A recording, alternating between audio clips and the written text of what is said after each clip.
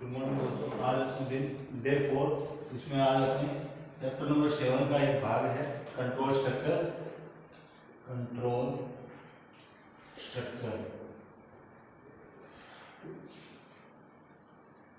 इसको अपने कंप्लीट करेंगे। कंट्रोल स्ट्रक्चर बेसिकली 3 प्रकार की होती हैं। नंबर 1 सीक्वेंशियल, नंबर 2 सिलेक्शन और नंबर 3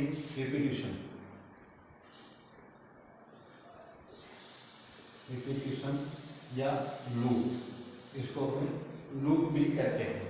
तो सीक्वेंशियल जो सीक्वेंशियल कंट्रोल स्ट्रक्चर है, इसके अंदर 2 चीजें आती हैं जो आपकी बुक्स के अंदर है। नंबर 1 इफ और इफ एल्स। सिलेक्शन के अंदर आता है स्विच, सिलेक्शन में आएगा स्विच। अब लूप के अंदर या रिपीट के अंदर 3 प्रकार के लूप उपयोग किए जाते हैं। सी या ओ या C++ लैंग्वेज, कोई भी लैंग्वेज हो, इसमें 3 प्रकार के लूप उपयोग किए जाते हैं। पहला है फॉर लूप, दूसरा है व्हाइल लूप, तीसरा है डू व्हाइल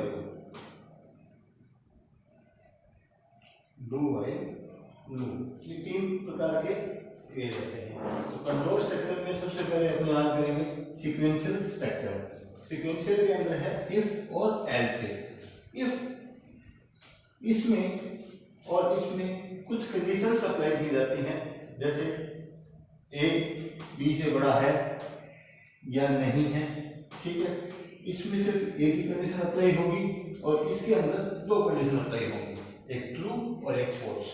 इसमें 2 कंडीशन अप्लाई होंगी, एक ट्रू और एक फॉल्स।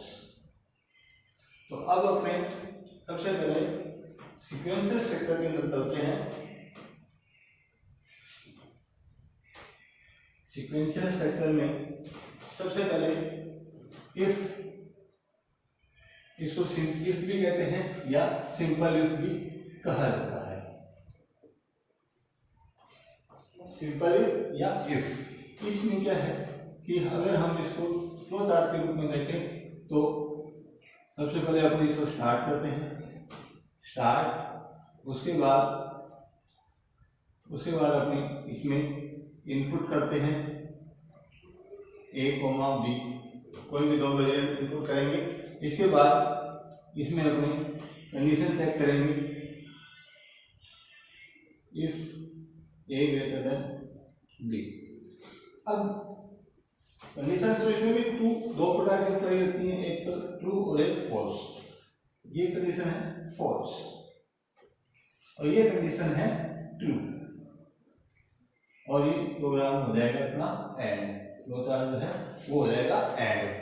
स्टार्ट के अंदर अपने जो स्टार्ट, फिर अपने 2 इनपुट ली, उसके बाद दोनों को कंपेयर किया और एंड।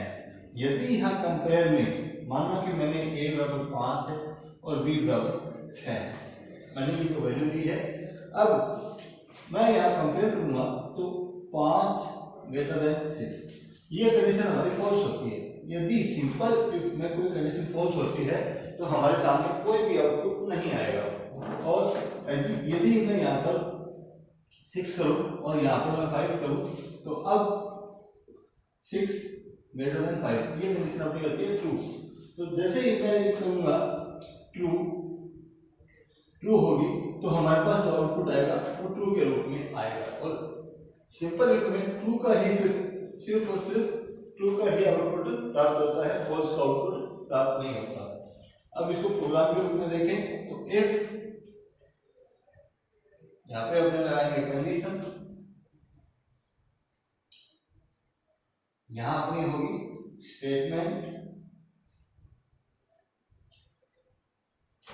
और यहां पर अपनी स्टेटमेंट होगी और ये कर्ली ब्रैकेट बंद होगा। अब अगर अपने कोड के अंदर अप्लाई करें इसको तो C A greater than B, if A greater than B, statement में हम लिख सकते हैं A सी आउट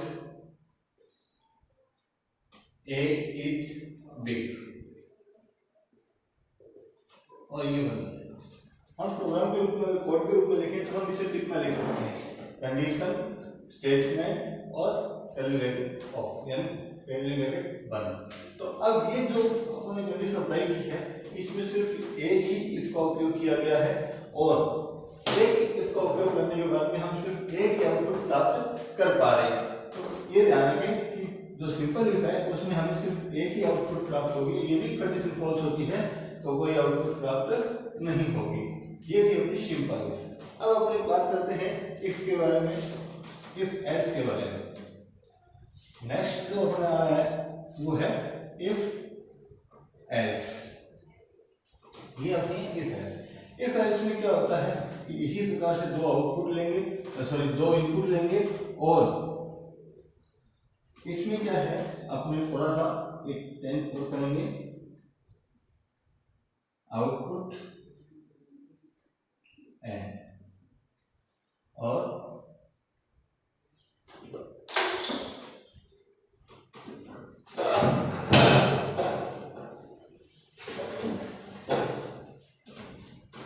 आउटपुट और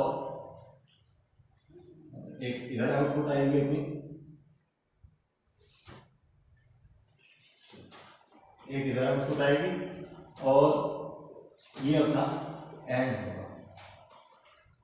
अब मैं मानूं a बराबर 6 और b बराबर 7, तो देखो यहां पर जब अपन कंपेयर करेंगे, इस जगह पर अपन कंपेयर करेंगे, तो इस जगह पर जब कंपेयर होगा तो यहाँ पे b का मान, a का मान 5 है, सॉरी 6 है, और b का मान 7 है। तो यहाँ जब कंपेयर होगा तो ये वैल्यू अपनी आएगी ट्रू। तो आउटपुट में क्या आएगा, a इज बिग। ठीक है। अब अगर मैं इसकी वैल्यू चेंज करूं, इसको मैं 7 और सॉरी ये 7 और 6 ये करेंगे तो अपनी बार मान आएगा 2। अब मैं इसको 6 करूं और यहाँ 7 करूं, तो अब हमारी वैल्यू क्या हो रही है, फॉल्स हो रही है। ये वैल्यू हमारी क्या हो रही है, फॉल्स हो रही है। तो फॉल्स होगी तो फॉल्स का पार्ट चलेगा, इसमें फॉल्स का पार्ट चलेगा, और यहाँ पर b इज बिग, इस जगह पर आएगा b इज बिग, और प्रोग्राम एंड हो जाएगा, प्रोग्राम एंड हो जाएगा। अब अगर अपने इसको सिंटैक्स के रूप में लें तो इफ कंडीशन स्टेटमेंट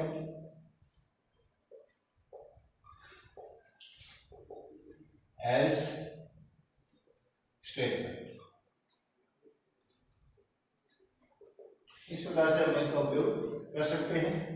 ये अपना सिंटैक्स होगा। यदि हम इसको कोड के रूप में लें तो if a greater than b, c out a is big, ये कर्ली ब्रैकेट बंद हो जाएगा इसका, else c out b is big, और ये कर्ली ब्रैकेट ऑफ हो जाएगा। अब देखो जब अपने यहाँ कंडीशन का अप्लाई किया है a greater than b, तब यदि ये वैल्यू ट्रू होती है तो ट्रू का पार्ट चलेगा, यदि ये वैल्यू फॉल्स होती है तो ये वाला पार्ट चलेगा। तो इसमें हम दो कंडीशन अप्लाई कर सकते हैं एक साथ। ये थी अपनी इफ एल्स। तो ये फर्स्ट सीक्वेंशियल स्ट्रक्चर जो थी ये अपनी कंप्लीट है। नेक्स्ट जो है वो है स्विच। नेक्स्ट अपनी है सिलेक्शन स्ट्रक्चर। सिलेक्शन स्ट्रक्चर के अंदर अपने स्विच का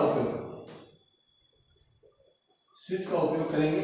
स्विच में इसी एक सेलेक्ट कंडीशन के ऊपर कार्य किया जाएगा। जैसे स्विच एक प्रकार से फंक्शन भी है। मैं मान लूं कि यहाँ पर स्विच नाम से एक फंक्शन है, स्विच जो कि यूजर डिफाइंड फंक्शन है। यूजर इसका उपयोग करता है और बना इसको पूरा कंप्लीट करता है। इसमें मैंने वो वेरिएबल ले लिया जो हमारी चॉइस को एक्सेप्ट करेगा। इसके बाद केस वन और यहाँ पर स्टेटमेंट और ब्रेक इसलिए क्योंकि यदि हमारी वैल्यू यहीं पे कंप्लीट हो जाती है तो ये यही स्टेटमेंट को ब्रेक करेगा। ठीक है, इसी प्रकार से केस एन तक ये कार्य करेगा। केस एन तक कार्य करेगा। केस एन में स्टेटमेंट और ब्रेक। लास्ट में हम इसमें डिफॉल्ट का उपयोग करें तो डिफॉल्ट में भी वही सेम चीज होती है, स्टेटमेंट और ब्रेक। ये स्विच के अंदर उपयोग करेगा। तो स्विच में यहाँ पर वो वेरिएबल लगेगा जो अपनी चॉइस को एक्सेप्ट करेगा। उसके बाद में केस 1 से लेकर के n तक जितने अपने कंडीशंस हैं उतने अपने केस का उपयोग करेंगे और सारे केसेस लगने के बाद में लास्ट में डिफॉल्ट का उपयोग किया जाएगा। अब अगर मैं इसको प्रोग्राम के रूप में अगर कोडिंग करूँ इसकी तो वो इस प्रकार से होगी। जैसे मैं प्रोग्राम लिखता हूँ कि मुझे दो वैल्यू है जिनको प्लस भी करना है, माइनस भी करना है, मल्टीप्लाई भी करना है और डिवाइड भी करना है। इन चारों कंडीशन को मैं एक ही प्रोग्राम के अंदर कंप्लीट करना है। तो मैं इसमें स्विच स्टेटमेंट का उपयोग कर सकता हूँ। जैसे अब मैंने यहाँ पर स्विच CH ले लिया। ठीक है, ये वो वेरिएबल है जो हमारी चॉइस को एक्सेप्ट करेगा। नंबर केस वन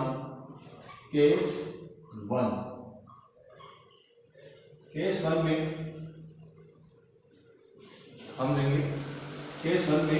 हम लेंगे C बराबर A प्लस B।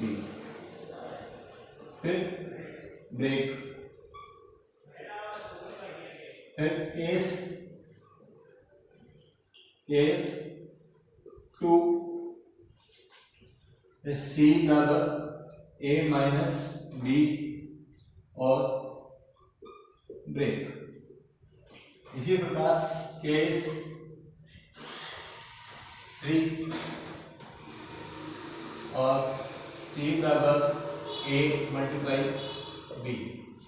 इसी और ये क्या हो जाएगा ब्रेक। C केस 4 इसमें C बराबर A डिवाइड बाई B और ब्रेक। अब ये तो हमने कर दिया। अगर हमें इनको साथ साथ प्रिंट भी करना है तो हम इस जगह पर इस स्थान के ऊपर C आउट C करते चलेंगे। यहाँ पर C आउट C, यहाँ पर C आउट C। ये कमांड जो है उसी की वैल्यू हमें शो करेगी। यहाँ पर C आउट C। ठीक है, तो ये जो कंडीशंस है केस है ये हमारी इन सभी स्टेटमेंट्स को पूरा करती हैं। लास्ट में हम लेते हैं default case default C out enter choice 1 2 4 और ब्रेक। यहाँ ये स्विच बंद। ये कोडिंग हमारी रहेगी प्रोग्राम के। तो देखो यहाँ पर हमने चॉइस का एक वेरिएबल लिया। मान लिया कि मेरी चॉइस 3 नंबर है। तो सबसे पहले यहाँ आएगा कंपाइलर इस जगह पर आएगा केस वन को अपने सेलेक्ट देखेगा, चेक करेगा, तो हमने जो 3 नंबर चॉइस लिए तो इससे ये मैच नहीं करेगा, तो इसके बाद ये सेकंड नंबर पर जाएगा। सेकंड नंबर पर जाने के बाद सेकंड नंबर से चेक करेगा तो भी वो मैच नहीं होगा। इसके बाद ये 3 नंबर पर जाएगा, 3 नंबर इससे मैच करेगा। 3 नंबर जैसे मैच करेगा तो वो जो हमने पहले से केवल b की वैल्यू दे रखी है वो वैल्यू एक्सेप्ट करेगा और अपनी कैलकुलेशन पूरी करके c की वैल्यू प्रिंट करेगा। ठीक है, तो यहाँ पे मान लिया जाए a का मान 2 है और b का मान 3 है, तो 2/c, इसका आंसर 6 आ जाएगा यहाँ। और जैसे ये मैच हो जाएगा, कैलकुलेशन पूरी हो जाएगी, तो ब्रेक इस प्रोग्राम को यहीं रोक देगी और हमें डायरेक्ट हमारी जो आउटपुट है वो प्राप्त होगी। इसके बाद मान लो कि मैं ना तो इनमें से कोई भी एक चॉइस उपयोग नहीं कर रहा, मैंने 5 कर दिया, मैंने चॉइस ले ली 5, तो सबसे पहले इससे मैच करेगा, फिर इससे करेगा, इससे करेगा, इससे करेगा। चारों से मैच करने के बाद जब उसको 5 नहीं मिलेगा तब उसकी इसके बाद जाएगा डिफॉल्ट के पास। यहाँ हमने मैसेज दे रखा है कि एंटर चॉइस 1 to 4। इसका मतलब ये है कि यदि डिफॉल्ट का उपयोग इसलिए किया जाता है कि यदि कोई भी उपयोगकर्ता दी गई चॉइस के से पहले का कोई अंक या बाद की कोई चॉइस देता है तो डिफॉल्ट एक्टिव होगा और उसमें लिखा हुआ कोई मैसेज है वो हमें आउटपुट के रूप में प्राप्त होगा। तो ये थी हमारी सीक्वेंशियल स्ट्रक्चर। इसके बाद आती है लूप स्ट्रक्चर या रिपीटेशन स्ट्रक्चर। तो लूप जो है वो हमारे 3 प्रकार के होते हैं। तो सबसे पहले ये है कि लूप होता क्या है। यदि किसी वैल्यू को बार बार हम रिपीट करते हैं, किसी वैल्यू को कोई एक निश्चित समय तक रिपीट करते हैं तो वो क्रिया क्या कहलाती है, लूप कहलाती है। लूप में फर्स्ट नंबर पर है अपना फॉर लूप। C++ हो या C हो या कोई भाषा हो, सबसे आसान लूप होता है, समझने में भी आसान होता है और बहुत ही सही तरीके का लूप होता है। जैसे फॉर लूप में क्या होगा, सबसे पहले यहां पर हम लेंगे फॉर कीवर्ड आएगा, फिर इनिशियलाइजेशन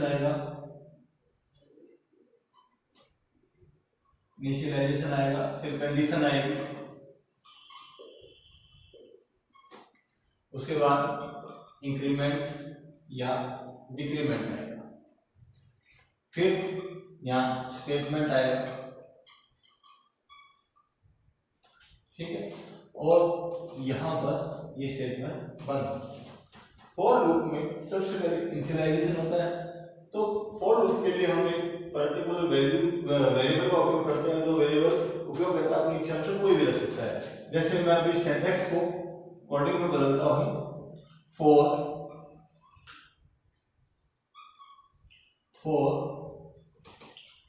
आई मैंने एक वेरिएबल लिया, इसका मान मैंने शुरुआत कर दी 1 से, यानी मैंने स्टार्टिंग वैल्यू 1 से कर दी। जैसे मैंने लगा दी 1 i > 5। ठीक है, उसके बाद i++ ये मैंने इंक्रीमेंट कर दिया। इंक्रीमेंट करने के बाद अब मैं इसमें स्टेटमेंट डालता हूँ। अब कई बार प्रोग्राम आता है कि पहाड़ा प्रिंट करने का प्रोग्राम नहीं।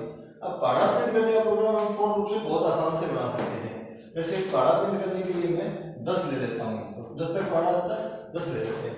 अब मान लें कि अपने कोई भी वैल्यू है, जैसे एक मैंने वेरिएबल ले लिया वैल्यू में मैंने वैल्यू डाल दी 2 या 5 ले लिया। ठीक है, अब इस 5 का पहाड़ा मैंने इस प्रोग्राम के थ्रू प्रिंट करवाना है, तो कैसे होगा। देखो हमारा जो पहाड़ा क्या होता है 1 गुणा 5 5 आएगा, 2 गुणा 5 10 आएगा, इसी प्रकार से 3 गुणा 5 15 आएगा। इस प्रकार से ये अपने पहाड़ा बनता है। तो देखो फॉर लूप में स्टार्टिंग वैल्यू 1 कहाँ तक 10 तक। ये लूप कहाँ तक चले, जब तक 10 पूरे नहीं हो जाते, यानी 10 राउंड पूरे नहीं हो जाते। और ये जो है ये क्या करेगा, इसका इंक्रीमेंट करेगा, इसकी वैल्यू में इंक्रीमेंट करेगा। अब मैंने 5 वैल्यू दी है, तो अब देखो वैल्यू ये वेरिएबल कौन सा हो गया, वैल्यू वेरिएबल हो गया। और ये लूप जब ये जो बढ़ रहा है 1 के बाद 2, 2 के बाद 3, तो कौन हो रहा है i, तो ये हो गया i। तो हम i का गुणा वैल्यू से करते हैं, ठीक है, और किसी अन्य वेरिएबल में डाल दें तो ये क्या होगा, वैल्यू आ जाएगी। तो मान लिया कि मैंने ऐसे नाम का वेरिएबल लिया और इसमें मैंने क्या किया, वेल नाम की वैल्यू जो हमने ली थी वो उसका गुणा कर दिया मैंने आई के साथ, ठीक है, आई के साथ मैंने गुणा कर दिया और सी आउट स्लैश है नई लाइन, प्रत्येक अक्षर नई लाइन में है इसलिए स्लैश है और यहां मैंने एस ई कर दिया। अब देखो ये किस प्रकार से कार्य करेगा। अब देखो यहां पर स्टार्टिंग वैल्यू हमारी 1 यहां ये चेक करेगा 1 लेस देन इक्वल टू 10, एक 10 से छोटा है, बराबर तो नहीं है लेकिन क्या छोटा है, सही कंडीशन सही है। जैसे ये कंडीशन सही होगी सीधा यहाँ पे आएगा, ठीक है, एक नंबर पर ये चलेगा, 2 नंबर पर ये चलेगा, ठीक है। अब जैसे ये कंडीशन सही हो रही है तो यहाँ पे आएगा वैल्यू का मान हमारे पास है 5 गुना 1 तो 5 गुना 1 5 हो गया, ऐसी में वैल्यू चलेगी 5, तो ये आ गया, ठीक है। इसके बाद जैसे ये क्रिया पूरी होगी यहाँ पर आएगा ये 3 नंबर पर, ये 4 नंबर 3 नंबर पर ये प्रोसेस करती है, 3 नंबर पर ये प्रोसेस कार्य करती है और 4 नंबर पर ये करे। अब जो हमारी वैल्यू आई की वैल्यू 1 थी वो वैल्यू यहाँ पर हो जाएगी 2, ठीक है। 2 होने के बाद जैसे 2 होगी तो ये दोबारा चलेगा, तो यहाँ पर ये क्या करेगा, क्या 2 10 से छोटा है तो 2 10 से छोटा है, कंडीशन हमारी सही है। अब वैल्यू का मान तो 5 ही है लेकिन आई का मान बढ़ करके कितना हो रहा है, 2 हो रहा है, तो अब 5 गुना 2 यानी 10, ये मेरा मान आ जाएगा। इसी प्रकार फिर ये चलेगा और ये चल के इसका मान बढ़ा देगा 3, तो ये 3 होगा तो ये चेक किससे करेगा, 3 से करेगा, ठीक है। 3 से चेक करने के बाद यहाँ पर ये वैल्यू 3 होगी तो 5 गुना 3 15, इस प्रकार से ये आगे 10 तक कार्य करता रहेगा। तो ये पहली स्टेटमेंट थी हमारी फॉर लूप, ठीक है। इसके बाद जो नेक्स्ट है वो है वाइल इससे थोड़ा सा अलग पड़ता है। नंबर 2 है वाइल, नंबर 2 है वाइल में कोई भी अगर मान लेते हैं उसका मान पहले हमें लेना पड़ता है, जैसे मैंने वैल्यू इंट वैल्यू तो नेक्स्ट अपनी थी वाइल स्टेटमेंट। वाइल में क्या है, जो भी मान है वो हमें पहले रखने पड़ते हैं, जैसे इंटीजर वैल्यू हमने ले लिया 5, ठीक है, और इंटीजर आई बराबर 1। अब हम वाइल का उपयोग करते हैं, वाइल यहां पर अपनी कंडीशन आ जाएगी जैसे आई लेस देन इक्वल टू 10, ठीक है। अब इसमें जो स्टेटमेंट है हमारी वही सेम स्टेटमेंट जो हमने फॉर लूप के अंदर उपयोग की थी, वो जो स्टेटमेंट थी वो थी एस ई बराबर वेल मल्टीप्लाई आई और सी आउट स्लैश एन और एस ई, ठीक है, ये आ गया। अब इसमें क्या है, यहाँ पर आई बराबर आई प्लस 1 इंक्रीमेंट यहाँ पर दिया जाता है, क्योंकि फॉर लूप में तीनों चीजें 1 2 और ये 3 एक साथ दी जाती है, लेकिन वाइल लूप के अंदर क्या होगा, अलग अलग चीजें दी जाएंगी, ठीक है, और ये ऑफ हो जाएगा। अब जब अपने इसको कैलकुलेशन करेंगे तो यहाँ पर आई का मान 1, तो ये कंडीशन चेक करेगा, कंडीशन सही है हमारी, सही होगी। अब देखो एक अपनी वैल्यू है multiply i equals to s e, ठीक है, तो वैल्यू का मान हमारे पास कितना है, 5 है, 5 मल्टीप्लाई आई का मान हमारे पास कितना है 1, तो ये हो गया 5, ठीक है, और ये 5 प्रिंट हो जाएगा यहाँ से। अब इसका मान बढ़ेगा आई बराबर आई प्लस 1, तो पहले का मान कितना था 1 और आई का मान 1 था, और एक और से बढ़ा देंगे आई का मान तो बढ़ के हो जाएगा 2। अब ये 2 को चेक करेगा, 2 को चेक करने वाला यहाँ आएगा, वैल्यू का मान अपने पास 5 है और इसके बाद आई का मान हमारे पास 2 है, तो ये हो जाएगा 10, ठीक है। इसके बाद ये प्रिंट होने के बाद में यहाँ पर आई का मान वापस बढ़ेगा और ये हो जाएगा 3, यहाँ पे हो जाएगा 3। अब ये 3 को चेक करेगा, कंडीशन सही होगी, सही होने के बाद ये फिर इसको मल्टीप्लाई करेगा 5 मल्टीप्लाई 3 इक्वल टू 15। ठीक है, तो ये इस प्रकार से 10 तक करेंगे। तो ये था अपना वाइल लूप। अब अपना आता है डू वाइल लूप। अब अपना आता है do while loop. Do while में क्या है कि थोड़ा सा चेंज है, उसमें कंडीशन लास्ट में लगती है। डू वाइल के अंदर कंडीशन हमेशा लास्ट में लगती है। डू वाइल कंडीशन लास्ट में लगेगी। कंडीशन लास्ट में लगने के बाद कंडीशन तो लास्ट में लगेगी, वो अपने देखते हैं कैसे लगेगी। इसमें वही सेम थी, integer var equals to 5, integer i equals to 1। ठीक है, और i इक्वल्स टू 1, और इसके बाद ये हो गया। इसके बाद अपने यूज करेंगे डू, यहाँ हम स्टेटमेंट लगाएंगे एस ई बराबर वेर मल्टीप्लाई आई और सी आउट स्लैश एन और एस ई। ऐसी का पहाड़ को अपने कहते हैं सीरीज, इसलिए ये वेरिएबल लिया हमने एस ई। इसके बाद मैं यहाँ पे लिखता हूँ आई बराबर आई प्लस 1। ठीक है, और यहाँ पर y i less than equal to 10, और ये है 1। ठीक है, अब देखो इसकी जो कंडीशन है वो लास्ट में लगती है, और यहाँ पर इसको सेमीकोलन से बंद किया जाता है। कई बार क्वेश्चन पूछा जाता है कि while और do while में अंतर क्या है। while और do while में अंतर क्या है? देखो while के अंदर जब तक कंडीशन सही नहीं होती तब तक वो आगे कार्य नहीं करता। ठीक है, और डू वाइल में यदि चाहे कंडीशन सही हो या नहीं हो, एक बार वो कार्य अवश्य करता है, एक आउटपुट अवश्य देता है। पहला अंतर तो ये है। दूसरा अंतर ये है कि डू वाइल के अंदर हम कंडीशन के बाद में सेमीकोलन का उपयोग करते हैं, लेकिन वाइल के अंदर नहीं कर सकते, क्योंकि अगर सेमीकोलन का उपयोग पहले कर लिया तो हमारा प्रोग्राम आगे नहीं चलेगा। ठीक है, तो इसकी प्रोसेस भी सेम वही है। यहाँ पे हमने वैल्यू दे रखी है, यहाँ पे 5 मल्टीप्लाई आई का मान हमारे पास 1 है, तो आई का मान हमारे पास 1 है। 1 होने पे यहाँ पे एसी का मान रहेगा 5, तो एसी का मान हमारे पास 5 आ गया, 5 प्रिंट हो गया, आई का मान बढ़ गया आई प्लस 1। अब मान लो कि मैं यहाँ कंडीशन गलत कर देता हूँ, मैंने यहाँ ग्रेटर देन कर दिया, तो ये कंडीशन गलत हो गई। गलत होने पे तब भी अगर यहाँ पे कंडीशन गलत हो गई तो हमारे पास सिर्फ एक आउटपुट आ रही है, और अगर कंडीशन हमारे यहाँ पे क्या है, सही है, सही है, तो ये चेक करेगा। यहाँ पे 2 हो गया था, 2 less than equal to 10, condition हमारी सही है, कंडीशन हमारी सही है। कंडीशन सही होती है दोबारा से चलेगा, और यहाँ पर मान इसका हो जाएगा 2, तो 5 गुणा 2 10।